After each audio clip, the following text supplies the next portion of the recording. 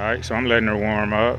You know, you get the mini excavator. This is a lot of work you're going to be doing if you can get in contact with a general contractor or a property investor.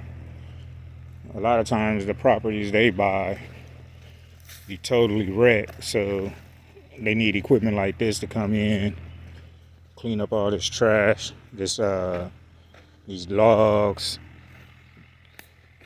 and all kind of other stuff. So that's what I'm gonna do today. Excuse me. And I'm gonna charge $100 an hour. All right.